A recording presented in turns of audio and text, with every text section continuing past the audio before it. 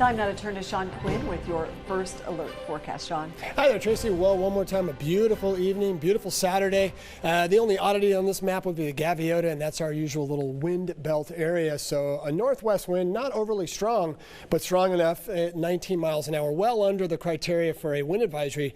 But again, strong enough to give you that boost of temperatures. You get the downsloping or the drying wind, if you will, right here at 43% humidity. You can see everybody else around you a lot higher. That's also indicative of that sort of offshore flow effect you get there.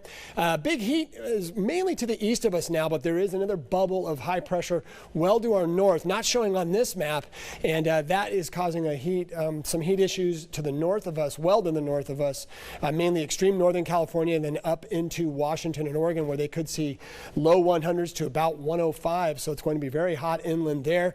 Also keeping a very close eye on the monsoon. Good news is for this is it's helping to probably cool off a good chunk of Arizona. If you have an active monsoon, it can keep the sun off your back at least, and we know how hot it's been there. So that is excellent news there. And again, as we go and look, as we put the map into motion here, you can see the monsoon staying mainly out of our region, but there is a slight chance some of that moisture could sort of drift into southern and even central California, mainly to the eastern areas of our region.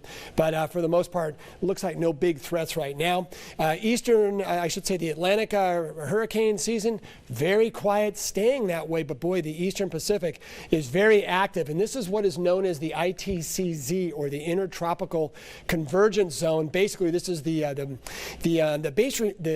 baby nursery for all of your tropical systems in this part of the world, and again, very, very active. This will likely be Fernanda right here, and we can look at the cone right here, the Fernanda cone, and it will go to about a Hurricane 1.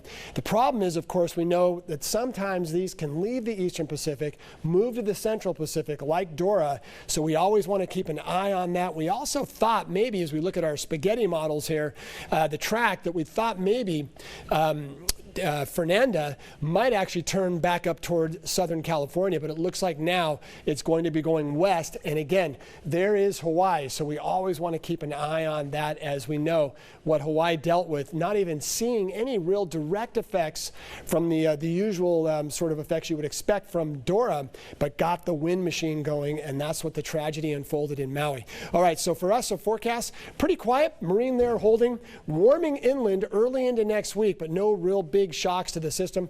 Watching the monsoon always over the next couple of days, some buildups over the mountains. I saw that today. Could see more tomorrow, and always an eye on the tropics, as we know it's very active this time of year. So there's your monsoon map, so to speak. We'll go ahead and watch that, and it looks like it stays out of the region pretty much.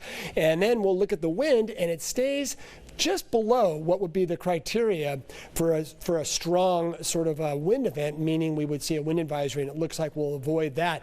Now we'll go ahead and look at the marine layer, and for tomorrow morning we'll go ahead and call patchy fog, but some reduced visibilities are possible over the next couple of mornings, but looking very much like an August sort of marine layer where it backs off by the early afternoon. All right, there are your temperatures expected for Sunday, and it is absolutely stellar and beautiful. Again, inland area is warm, but not overly hot, with triple digits, kind of flirting with them, but not really getting into the triple digits. So it should be, again, just a very seasonal, nice day out there for everybody. 60s and 70s near the beaches, 80s, 90s, and a couple of upper 90s for your inland areas. Again, just a beautiful day expected ahead.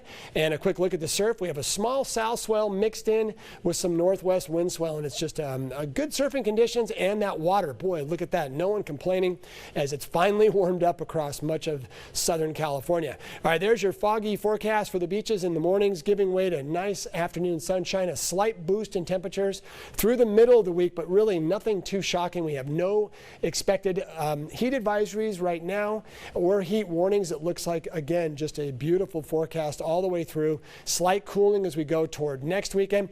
Always keeping an eye, though, on the tropics, as well as the monsoon. So the tropics right now, as I mentioned, are very active, but it looks like right now we shouldn't see anything in the immediate future. Stay tuned. We'll be right back.